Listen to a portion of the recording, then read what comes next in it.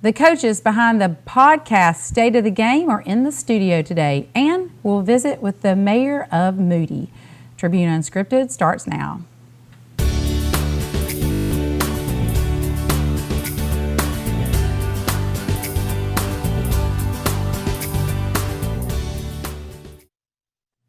Welcome everyone on this Thursday, January 15th. I'm Brandon Dawkins with Tribune Digital Media, here with Scott Buttram, publisher of the Trustful Tribune. Kind of a pretty cold day as we get started here today. After that balmy 70-degree temperatures last week. I wish I could tell you I like this weather, but I don't. Welcome to Alabama. But it's cold outside, but it's hot in here because there's a lot going on today. That's right. We're very fortunate to have two special guests in here today, and they're well known. I would refer to them as legendary. They'd probably both pop me upside the head for saying that.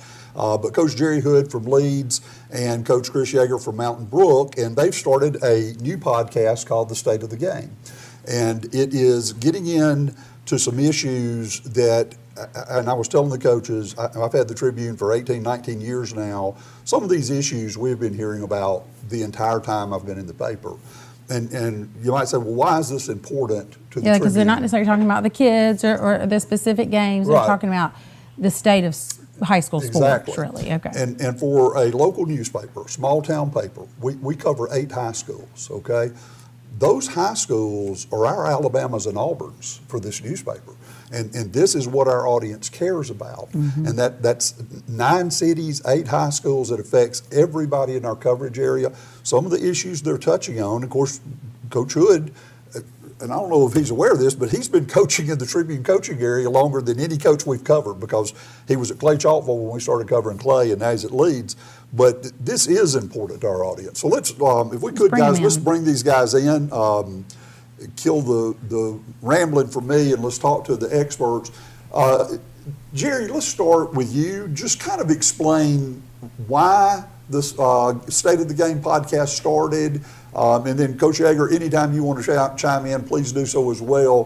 What kind of moved y'all forward on this? Well, I'll tell you, William Galloway really does a great job of producing our podcast, and I'm really kind of a tag along. Coach Yeager and I talked a 3 years ago about some issues, and we're lucky enough to at least sit on a committee or two. Coach Yeager sits on several for the AHSAA, and it kind of started there, and then Coach Yeager, you took the lead on that, and it came to this.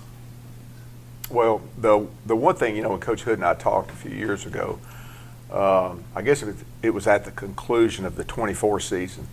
There's a lot of coaches in this profession that were and still are very discouraged about, do we have a level playing field? Because that's the purpose of the existence of the Alabama High School Athletic Association. And it was a resounding answer to that was, no, we don't. That what's occurred is, we're in a situation now where, there are community teams, which, that was the design of the whole purpose of having an association, and we're basically that are playing teams that are made up of, just it's transfers. It's similar to an AAU team. It's a collection or a migration of players to one team in order to have success. So, and we wanted to confront that. We did not want to pass the torch to the next generation of coaches without at least having a voice and speaking up about what's going on. The beauty of not just high school football, but high school athletics, and I'm an old man, but it was huge when I was coming up, huge when you guys were coming up. The beauty of it was, it truly was the rallying point for your community, whether you were a city, a town, or just a rural crossroads. The whole community coming together to support the local boys and girls that had grown up in that community. Coach Yeager, are we at risk of losing that if this continues? I think that and Coach Hood and I have talked about this. We've got a small window of opportunity. We have great hope.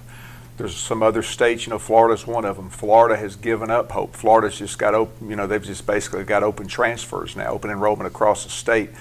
They've got a population of 22 million people, and they only have 37,000 football players, high school football players in their state left. We're a population of 7 million, and we have 35,000. So there's only 2,000 participants that separate us, but that's a much bigger state than us. And so they're an example of what we could be. They are bleeding players. I mean, people are leaving the sport, and we know that we've got just a small window of opportunity right now to maybe turn the tide before we do cross a threshold and there's no going back. I have a question. So, and correct me if I word this the wrong way, but maybe capture for people, really pare down on why you feel like it's important for these, specifically, I guess, football teams in this situation, to reflect the community in which they come from. Is that important? That's such a great question. To me, that's the whole, why do we line up on Friday nights? And it's like you said it best, Scott. It's the rallying point of the community. You represent the values, you represent everything about your community. It's the people in that community have invested in you. You are your community. You are what they made you. And so, and to me, when these teams that are formed with the transfers, the thing that you're saying is, the young men from our community are not enough. Are the young women and women from our young men and women from our communities? They're not enough. So we must bring in someone else. But it's an outcome-based. It's an outcome-based movement as opposed to being an education, a growth. Let's teach these guys. And I've competed with Coach Hood before, and I've said this. I felt like any time that we were playing against one another, we were in a partnership to basically teach all of our kids. I had as much respect for his players as I feel like he did for mine. But we were in a partnership to grow the young men from our communities, and I think that we've lost that. Jerry, bona fide moves, kids transferring out. We talked about this a little yesterday. That's always really been part of the game. But you hit me with the term yesterday and shared some things that I was, frankly, just kind of knocked me off my feet. Can you talk a little bit about what y'all have identified, the AHSA has identified in terms of cluster transfers? Yeah, Coach Harmon, our executive director for the Alabama High School Athletic Association, identified that the thing he hears most, the number one problem in the state of Alabama athletically in high school sports, are non-compliant transfers. There have always been transfers, and the first thing we had to do is Coach Yeager and several other coaches around the state got to make a presentation to the Central Board of Control, and the Central Board of Control said, wow, we have a serious problem. Let's create a transfer task force. So that started right there, and it's just to identify the clusters of transfers. That seems to be the problem.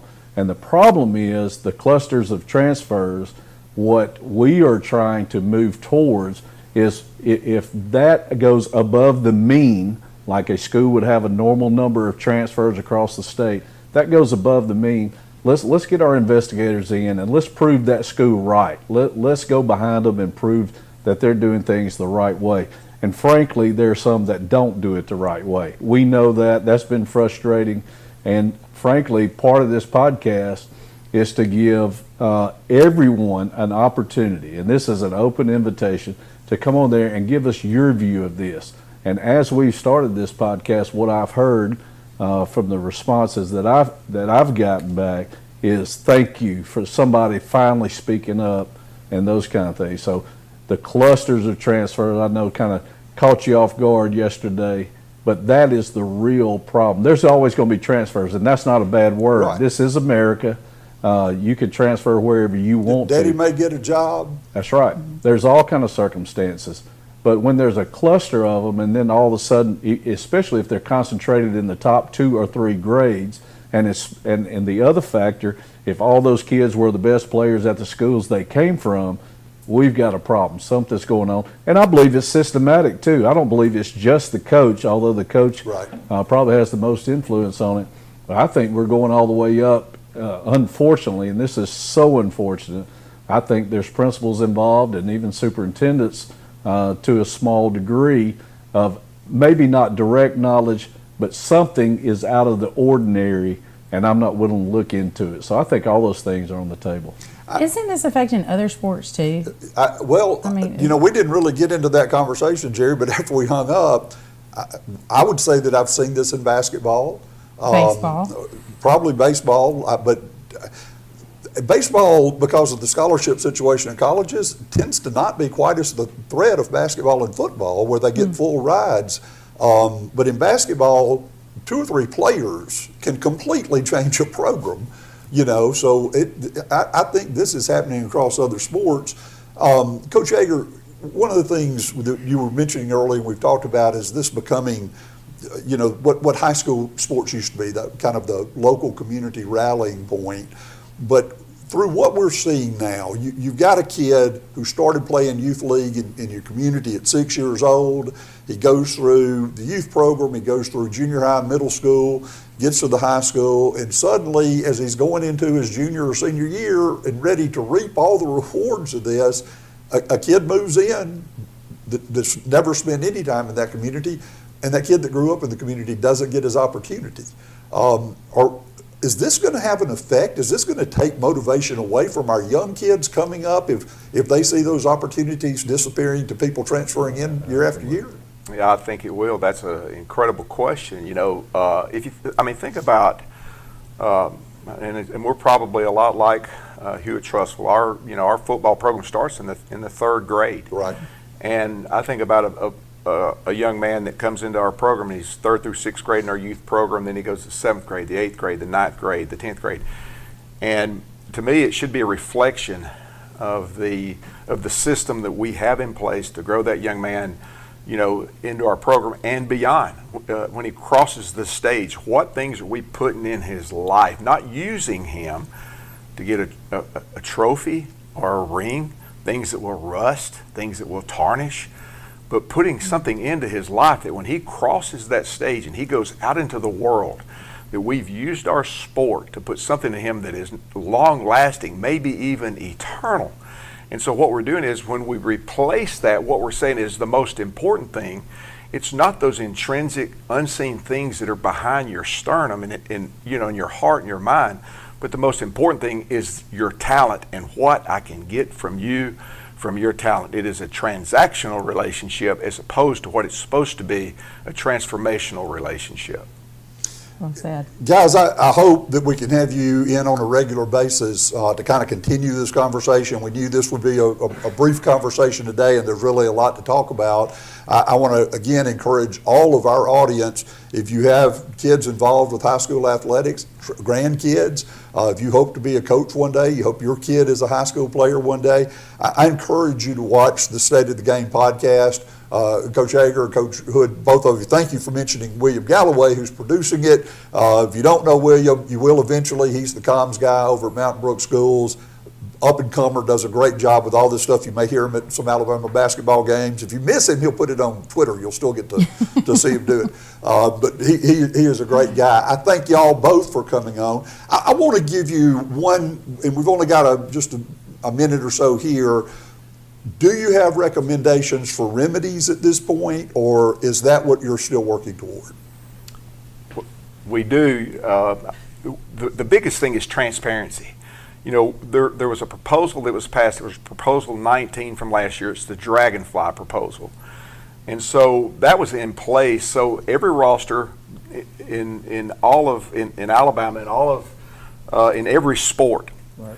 The thing that was supposed to do is, you look and it says, Jerry Hood, and then it's got all the things about Jerry, what grade he's in, his jersey number, but then out to the side, it's got a T for a transfer or H for home. And so what that would do is it would qualify some of the accomplishments that the teams are achieving. Okay, wait a minute, they just won a state championship, but they've got 25 transfers. I mean, well, so what? Yeah. And or it would do this. I think the biggest thing that's happening now is I think Joe Q Public has no idea what they're seeing on Friday night. They have no idea, and I'll let Jerry speak on this. Yeah, that's true. That was the one thing we wanted to accomplish out of the task force that is yet to be accomplished, and there may be legitimate reasons for that. Time will tell, but if we don't bring this problem out in the public, the thing that got me involved with this to this deep of a level is Coach Yeager and I talked, and we were defeated in that, we can't change. The world's going crazy. We can't change anything. And he called me back probably a day later. He said, I will not go out of this profession without at least speaking up for these younger coaches. You got to think about it. You got a 35-year-old coach somewhere with a couple of kids, and he's playing a team that has a cluster of transfers, be it that they're there legitimately or non-compliant. There's probably something going on there. Well, his livelihood is based on the outcome of that game.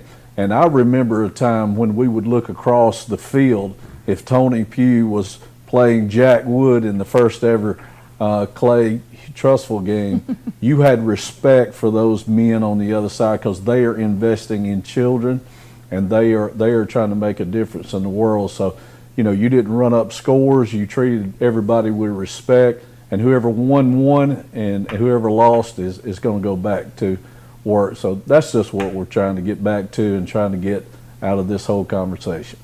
Well, thank you both for joining us.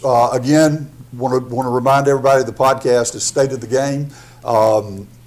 Hope to get you guys in. Appreciate what you're doing. This is important to all 9 community cities that the Tribune covers, and it's certainly important to our 8 high schools. So thank y'all for coming on. Thank you. My pleasure. Well, you've got one other little thing.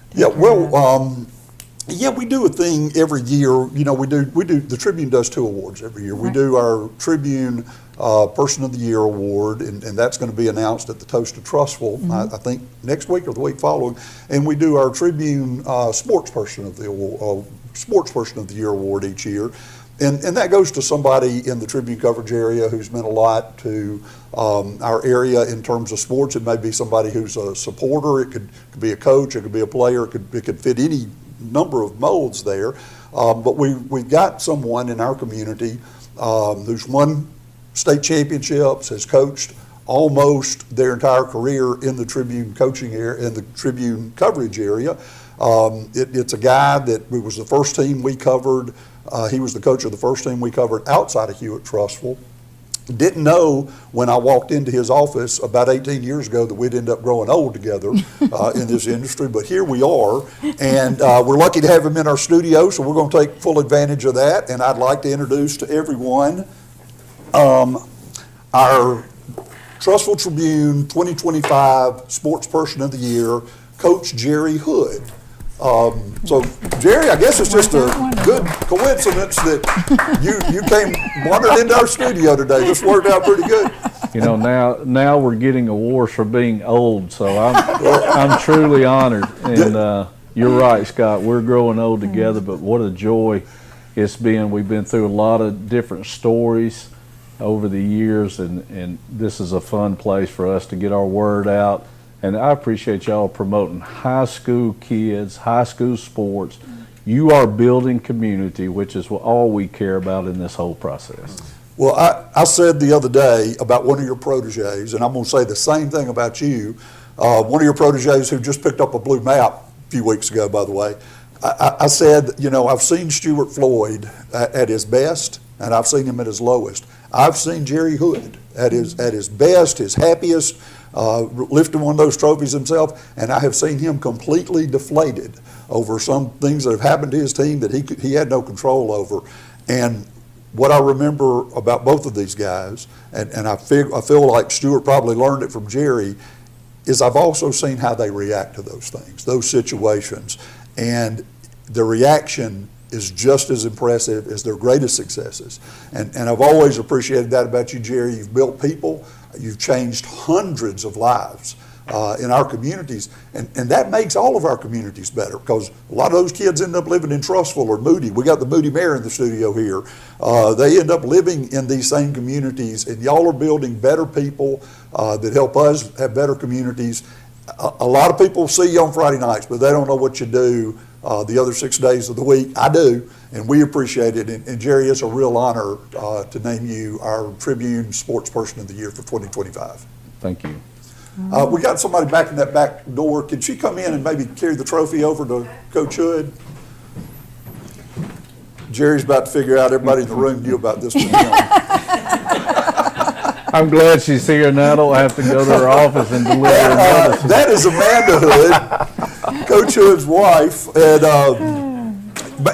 just in the interest of full disclosure, my wife spent the last 7 years teaching under Amanda. She's in the central office at Mountain Brook and with Coach Yeager over there. So appreciate the way y'all took care of my wife while she was there too. Y'all did a really good job of that. Jerry, we appreciate you. You've been a great friend, and it's an honor to see you get that. Well, thank you very much. All right, well, we're going to take a quick break. When we come back, we'll be with the Mayor of Moody, Nick Rutledge. Stay with us.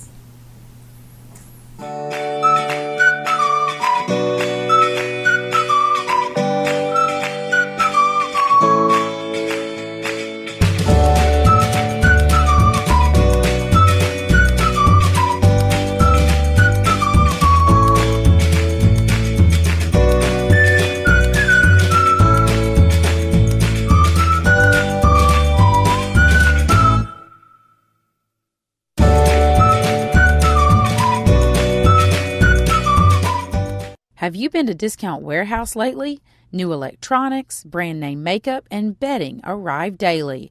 Follow their Facebook page to find out about special sales on clothing, tools, and fireworks.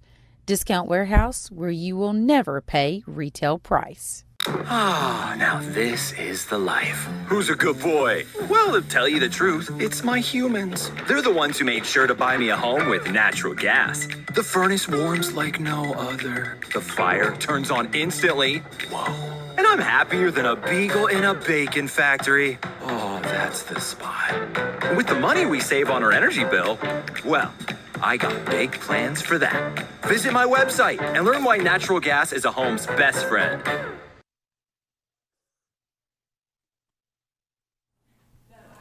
Welcome back, everybody. Well, that worked out great. That was a lot of fun. That was a lot of fun. What a wonderful topic that they're bringing to the table. It really is. It's of much interest across the board in our area.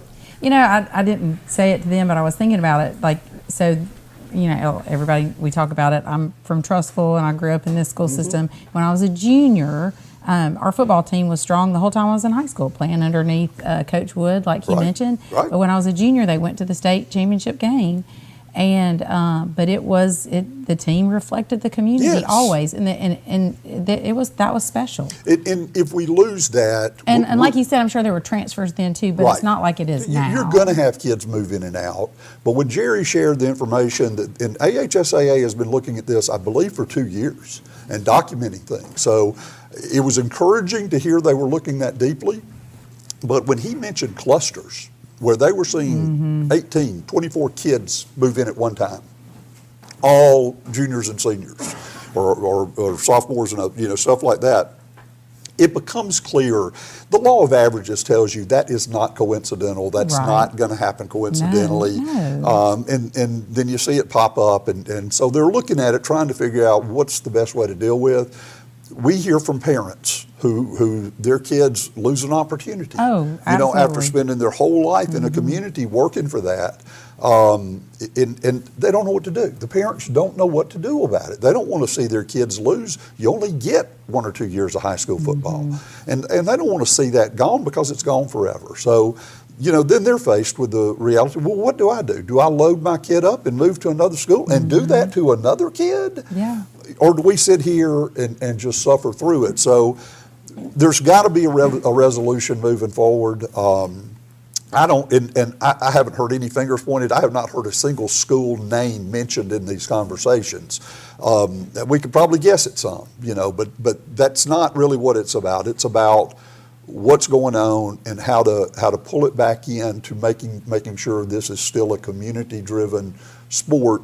Not just football, but basketball. And you think about it, like I mentioned, you move 2 or 3 basketball players in, you could totally change the program. Right. It doesn't take 20. Well, I commend them for stepping out and talking about it. Well, these are 2 guys at a stage in their career that they're in a position to do it, and they're taking full advantage, and I absolutely love it. It also helps that they are probably 2 of the most respected coaches in the state of Alabama. So that was just a good good segment there. Absolutely. Okay, now let's turn to Moody. We have been, slowly but surely trying to get around to all of our new mayors in the Tribune coverage area. We've been chasing Nick like crazy. Well, but let me tell you Mayor this. Rutledge, I'm sorry. But I think Mayor Rutledge may be one of our co-hosts on Tribune Sports Live. They have him on every single week, and I finally just had to tweet out and say, why can't we get this guy? So he has joined us today, Mayor Rutledge. I almost called you Coach. We appreciate you joining us today. Thank y'all for having me. Well, you have, gotten things going in Moody. You've been on the council since 2016, and then and now are in the position of mayor. So let's talk about, what are you focusing on? So we're focused on a lot of things. We've got some big grants that we're working on right now. Some Innovate Alabama grants. We got a meeting in Washington in a couple of weeks for a build grant to hopefully get the 411 project put back on the table. We're working with our county commission and our ADC on that one. So we got a lot of things, a lot of positive things going that we hope to achieve in this next couple, 2 or 3 years. Mayor, I'm curious. You have come in, and this is not really an uncommon situation. It happens more often, I think, than people realize. You've come in behind a mayor who had been in that office. I mean, they kind of built Moody around him, I think. He had been there so long. That means the city and City Hall, so to speak, kind of was set in their ways in terms, anytime you've got a long-term mayor, kind of set in their ways of the way things had been done. Was that an advantage, a disadvantage? What was it like to kind of come in behind that type situation? Being there for the last 9 years, I think it helped. Obviously, Mayor Lee had been there 22 years, and he'd been on the council for 11 before that, so he'd been there 33 years. And did a great job. Did a fabulous job, and I've learned so much from him, and he was in my office yesterday, so I still learn from him.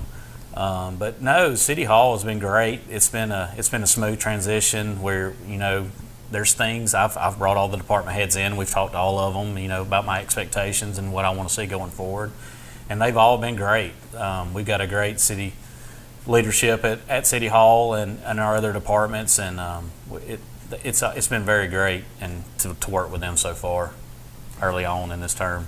Well, Mayor Rutledge, the first couple of times we tried to get you on, you really did have to cancel for some legitimate things. Yes. Like, a grand opening for the new high school gym. Oh, don't give him that. Just harass it. But I use that as an example of, there is just a lot going on in Moody. Do you think that people outside of the community realize the growth there? If they drive up and down 411, they do. Especially my friends in Odinville and Margaret. I'm sure they see it, because we all travel the same road every day, kind of like Highway 11 out here. Mm-hmm. It's growing. We've set some stuff in place right now that we're working on to try to, slow that growth, to make it intentional with how we grow here on, and not try to overgrow. So we've got a lot of that going on right now internally, and hopefully we'll have some things that'll come out of that here pretty soon. Mayor, can I share some bad news with you? Oh, sure. Your high school just won a state championship. It did. You just cut the ribbon on a new gym. There's a new school building out of the ground, about to be open. Performing Arts Center will be next. We just did stories on the school report cards. Moody did extremely well on the state report cards when they came out. You're already one of the fastest growing cities in St. Clair County. You are not going to stop the growth. That is correct. My question is, are you really prepared? Because I think Moody is on the verge of an explosion of growth. People want to live there, and more are going to want to live there. They do, and growth's not a bad thing. I love it that people want to live there. I grew up in Trussville.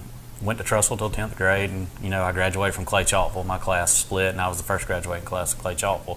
So I've seen how this grew. I remember when it was a one-lane road over Kmart Hills, we called it. When we got Kmart, we was all like, yay! And then we see where that's gone to. And there's probably not many people that live in Trussville that remember when that was a kudzu patch and a windy road that went through there. Yeah. Well, you're next, buddy. And Deerfoot Parkway was dirt road. It wasn't right. even paved when I was a kid. So, and I was at that state championship game when she was a junior, but I was in a elementary at that time, I believe. Thanks for pointing that out. One of the things, and you and I have talked about this, Nick, that when you look at the Tribune coverage area, Trussville and the 8 cities surrounding us that we cover, I think this is as strong an economic region as you will find in Jefferson County, but it includes Trussville, it includes Moody, it includes Springville, all of which happen to be 3 of the fastest growing cities in Metro Birmingham, and none of the 3 showing any signs of backing off. What is your long-term view of what can happen for this entire region? I think, it's the growth and the way we all go is highly dependent upon how all of us grow and how we all grow together. I've been lucky enough, me and Austin have talked, the mayor at Springville, we've talked several times, and it's been great talking with him. We've bounced ideas back and forth off each other because they're experiencing things that we've probably already went through. I've messaged one of y'all's council members, that's been on y'all's council, to see how they do some things sometimes. So St. Clair County has a mayor's association that we all get together once a month, and I think that's been a huge thing that, we've all got to sit and talk and bounce ideas off each other, and it's been real great to see how each city has grown differently and how we're all kind of similar in the same sense. But yeah, the growth is coming, whether we like it or not. It's just how we do it and, intentionally in the way we do it. Controlling it going forward. Correct. Gotcha. Well, we can't let you out of the seat without talking about SSUT, Scott's favorite topic. And you mentioned and I don't have his report in front of me. Do you remember the number? No, did we send you your report? I don't think I had the report. I know about what we collect on it right now. Okay, and I'll get a copy to you. And we will have a serious conversation about this at some point, because it's not fair to just drop it on you if you hadn't even read it. But I think you're leaving about $500,000 on the table each year. You okay with that? Well, I like every dime I can get. So. Well, I don't think that story is going to end anytime soon. So we'll continue to have conversations, and we will share with you any information we get that we think can help you in any way. Okay, I appreciate that. Yeah. All right. So nothing else on that? No, I mean, that's letting you off again, without seeing the report. I mean, I really don't. I will ask you one question if I can, and I promised I wasn't going to blindside you on anything, but I am going to ask you this: how many times did you talk to Stan Bateman in the last 30 days? Stan Bateman? Yeah. I've talked to him a few times. We saw his fingerprints everywhere. Yeah. I've run into him at I've had some meetings with our representatives, so. I told Ms. Dawkins earlier, I said, I think this SSUT is so, it's a big deal, and there's so many intertwining pieces to it that the legislative branch of our government is what probably should be deciding how this goes, and that's where our voice is heard, is in the legislative branch. It's not in the judicial branch where this is currently sitting or trying to get to. So I think if there's some changes that help, better that, I think that's the part that it needs to go to versus the judicial side where it's tied up in court and, God, if it gets stalled or, hey, they put a pause on it and we're all sitting here with none of this money, then we're all in trouble. And I know that's being shared by not just Stan, but the Alabama County Commission Association, because that was brought up in their meeting in Perdido. But I can assure you this tax is not going anywhere, because it is the biggest growth fund tax that the state has. That's right. So those guys aren't going to let it go away. But I know that's been floated out there. The Chicken Little theory has been brought up a lot. I've heard that from other folks. So and not just St. Clair County. And what are we, like, fourth day in the legislative session? So no, it's it actually started yesterday, didn't it? I think it started yesterday. Yeah, it did start yesterday. I thought we were 4 days in. But anyway, it'll be interesting to see, can they take up any action? I would just say this, and I think the mayor already knows this. This is the last year of the 4-year term. They all run for re-election. So nothing's happening this year. This is the term where as little happens as possible, because they would prefer not to throw any campaign fodder to their opponents. So there won't be any taxes increased, I promise you that. This is a good year for no taxes. That's right. But next year, they'll hammer your brains out if you don't watch them. It's on. It's going to be interesting. The first year's dangerous, but the last year's safe. That's it. It's ridiculous. Nick, thank you for coming in and joining us, and we look forward to working with you throughout your term. Yeah, thank y'all for having me. This is great. That last segment with Coach Hood and Coach Yeager, that was pretty impressive. I'm going to throw Coach Hood's age out there a little bit. Coach Hood was a teacher when I was at Clay Chalkville, so I've gotten to see him mentor and grow, and can't find a better human being than Coach Hood. So he's been great for this area and all over the Tribune area, and we weren't kidding when we said we had no idea we were going to end up growing old over this. We both had a lot of hair when we first met, and you see where we are now. Well, I'm not far behind. Well, Nick, I'm glad it worked out that y'all were all here on the same day. So yes, ma'am. That's great. And I'm sorry I've been hard to get to. We know to go through Johnny Sanders if we need to. That's right. Hey, Johnny's my boy. We've been buddies for a long time. Well, again, thanks for being with us today. We appreciate it. Thank y'all for having me. All right, we're going to take a quick break.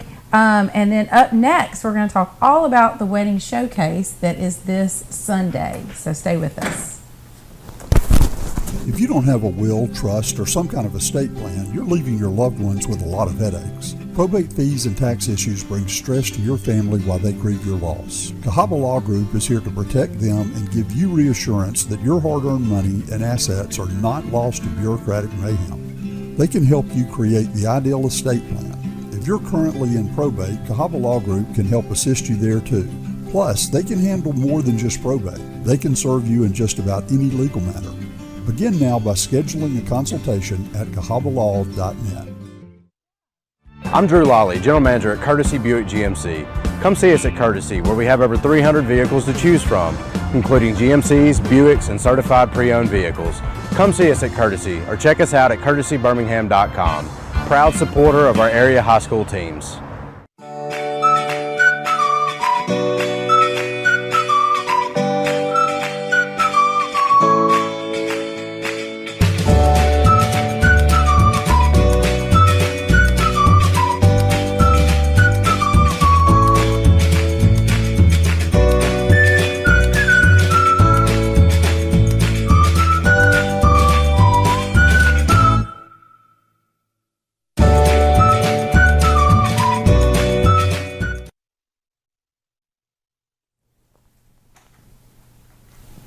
Welcome back, everybody. Okay, this kind of snuck up on me. I mean, I know you guys were working on it, but I thought it was a little bit later. But the wedding showcase is this Sunday. This Sunday, I believe it's 1 to 4. Sherry's in the window. It's 12 to 5. 12 to 5. Okay. And this is like the icing on the cake of a great show because we have a representative here from Gabriella Manor, which is one of my favorite houses or event. I guess it's really more of an event venue now. Yes. I mean, I used to drive by that place just to stare at it. It was so amazing. And one of our late employees here, Sherry Moore, grew up as a little girl, was best friends with the granddaughter of the people that lived there and owned it, and ran through that house as a kid. She said, I've been in every room, I've been in every square inch of the house, and would tell us stories about it. It's just a fabulous, spectacular place. And we're really happy to have you on to talk about it. Bradis, welcome, and we're glad you joined us today. So let's start with that. Let's talk about Gabriella Manor as a wedding venue. Some people may not be familiar with it, and so tell people a little bit about it. So a little bit about us. We are a historic estate venue located in Birmingham. So we can offer any celebration that you're looking to have, whether it be a wedding, a party. We offer all types of in-house services, and then we can definitely partner with some outside vendors, and that's why we're really excited to get to the Trustful Wedding Showcase. That way we can really connect with the community and the brides-to-be and see what kind of partnerships that we can form while we're there.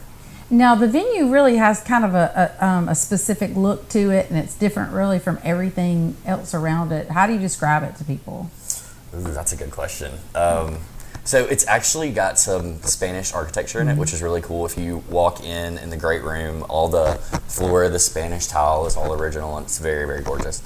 They also have some very big stained glass windows. If you drive by the front, then you can see the big one that's got the B in it. It actually started as the Bundy Manor, and then it was taken over in 1997, which is when it became Gabriella, and they started doing events. Okay, all right. I'm curious, there are a lot of beautiful event venues out there, But you just kind of touched on the Spanish architecture. Gabriela Manor is so unique to anything I've seen. I have to believe you guys are in pretty hot demand most of the year, aren't you? Yes, so we do pride ourselves in the quality of service that we do provide. And so the best part about having a lot of in-house staff is that we can really give you what you're looking for that specific event without sacrificing the quality. What do you think is the most unique event y'all have hosted? Ooh, so all of our events are unique in a different way, but usually it comes down to the weddings that have themes. So it's very common for different wedding parties to be in costumes or have different, I want to say, traditions from their culture.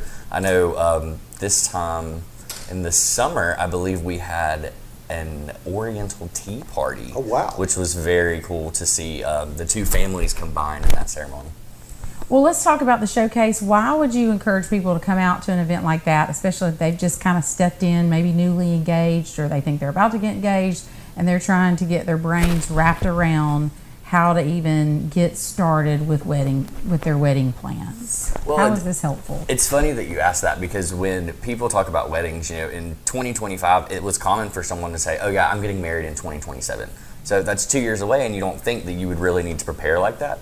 But you do, and with Gabriela having the in-house services, we can also help plan your event for you. So if you have questions and stuff like that, we'd be glad to work with you. At the showcase, though, specifically, you're going to get the chance to talk to a lot of different vendors, a lot of different people that are in the business to see, if there's any tips.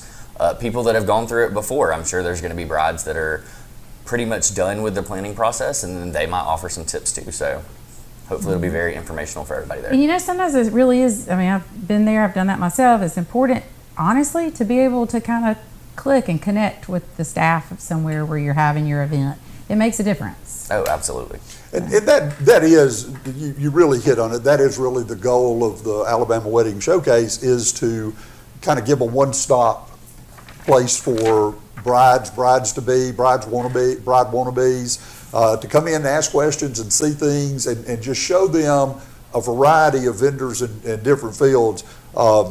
Man, what a great hook to get you guys in, because you are local. I mean, that's as close to trustful as anything out there. So what I guess the question I would ask is, we hear from brides and grooms a lot that are having to book venues an hour, 2 hours away from their home. Is there a shortage of venues? Because we hear that a lot, where they're just having to go further and further away to book something. It is a little bit harder to find specifically. It really comes down to a lot of people are picky when it comes to your wedding, right? I mean, most people only have one. So when they're looking for something specific, then they'll go where they can find it. I mean, it's common for us to have people that will drive a couple hours away, and they might rent a bus for their families to come down on. I mean, it's more common than you think. All right. Well, it's definitely a good place to get started. It is. On Sunday. And if anybody has more questions about Gabriela Manor, what do we say, 12 to 5? 12 to 5, at Sunday. the Trussville Civic Center, Find their Sunday.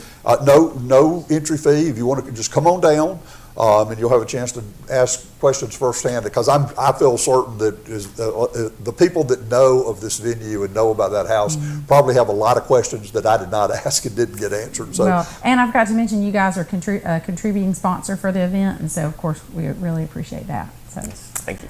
all right, well, Bradis Worthington, thank you so much for joining us today, and we appreciate you being here. That's all I think that's pretty much it. We're excited about Sunday. Look forward to seeing you again. Yeah, all right. So we will be back next week, same time, same place. Hope to see you at this show. We did have one story. Did you want to get to that? Or well, I didn't know if we were kind of out of time. Are we okay? Yeah, we can. Let's do it real quick. Okay. It'll just take a Grace, second. you're excused, but we're going to cover something else. We're going to let you out, but appreciate them coming.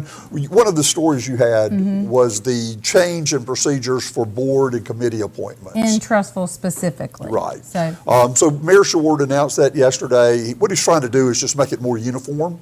It does not apply to the school board. That's a yearly thing that's a little bit more involved. The council has been working for several weeks discussing how that process and that's still will change. Ongoing, correct? Still ongoing, and I think they've made great progress on that. I'm just very grateful to the attention they're paying, because I think that's been a really, really important thing for our city for a long time. And this council has shown a desire to go head first into it. But Mayor Short was trying to simplify the procedure. As he looked around, he just realized different committees and different boards are kind of doing their own thing and doing it their own way.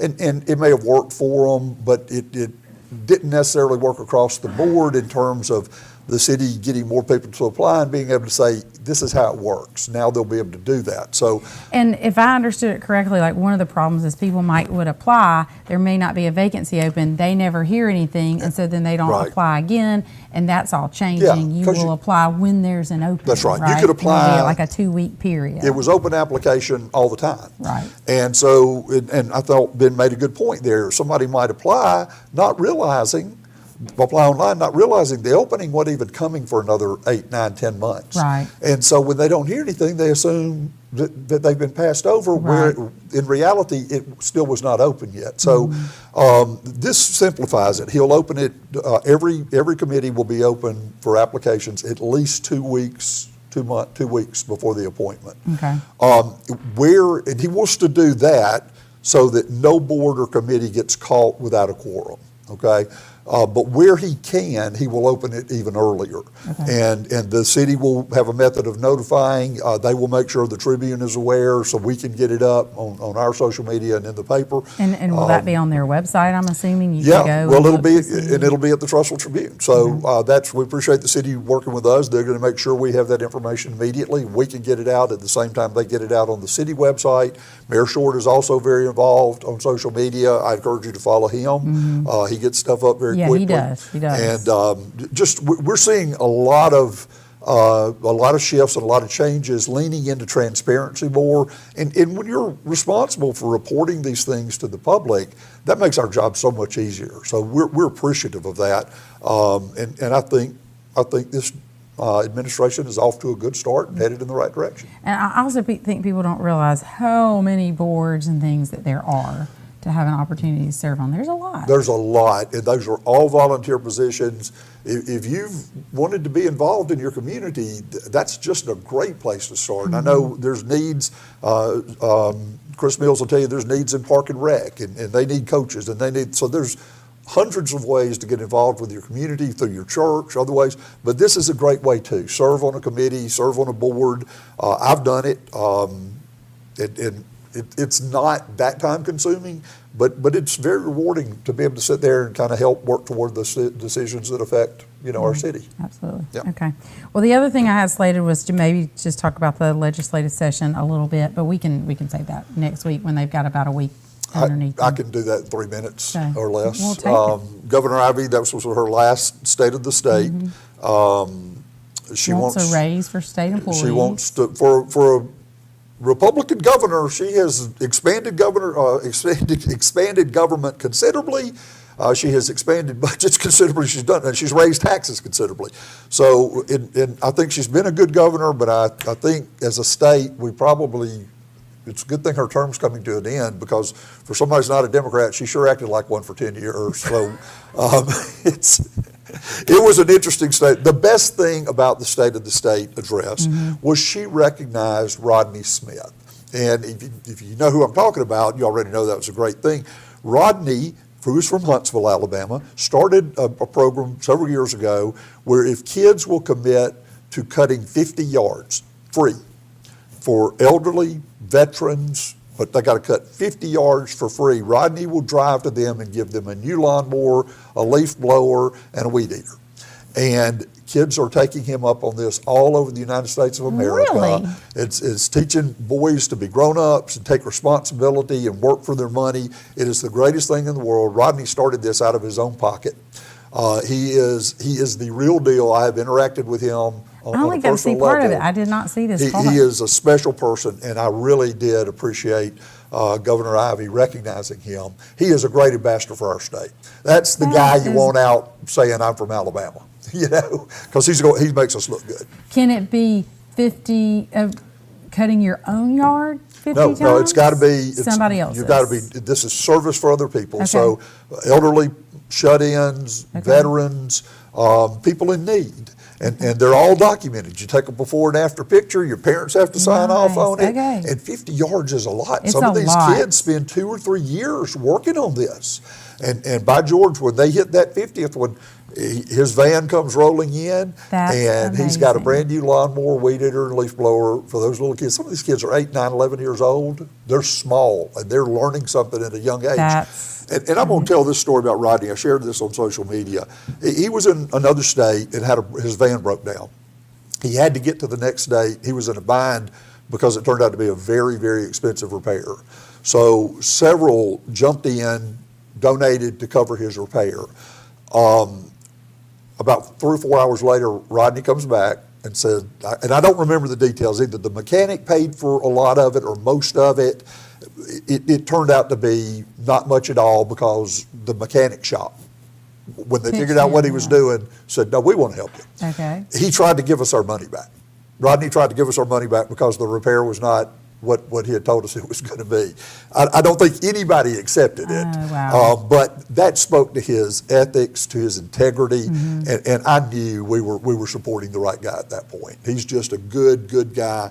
Rodney Smith, you can find him on social media if you'd like to contribute and help him out. It's a worthy cause. That's really a great story. I'm glad you shared that. Yeah, that was the best part of the State address. Yes, that's fantastic. I'm sorry I missed that. Okay. All right. Well, now we will be back next week. Same time, same place. And you can join everyone for the wedding showcase on Sunday at the Trussville Civic Center from 12 to 5. Yeah, come on down. And like I said, it's for brides, brides-to-be, and bride wannabes. Yeah, that cracked me up. I almost brought attention when you said that. Mother of the brides? Yeah. Mother of the grooms that are looking for We get a venues lot for of rehearsal mothers of the dinners brides and- that show up for these, and we're delighted to have them. Yeah, they care and about what vendors are available. Let's also mention that Norton's Florist in Trussville Absolutely. is the... Shirley's by Norton's Florist. I was trying to remember the new name of it. Shirley's by Norton's Florist. They are the presenting sponsor. They are the presenting of the event. sponsor, and y'all, I think they've done this before for us. That's one thing I know. In fact, I know they have. Shirley did it before Norton's came in and bought them out. But just let me tell you, Shirley's by Norton's Florist on Main Street do so many little things for us behind the scenes. And it's usually their idea. They will call and say, hey, can we do this? Can we do this? Our Reader's Choice Awards. Got a call from them. We did that at the Ferris at the Entertainment District. Got a call from Shirley's by Norton's that morning and said, they did the hey, flowers for the table. Do you have fresh flowers on your tables? No, we don't. Well, you will now. And they came, not only did they put all those out, they came and told us at the end, hey, announce for whoever's sitting at that table to take those home with them. And so they're constantly doing little things like that, helping us to serve the community, and we appreciate them very much. And as you said, they're our presenting sponsor for the Alabama Wedding Showcase. Okay. We hope you have a great rest of the week and weekend. We'll see you next time.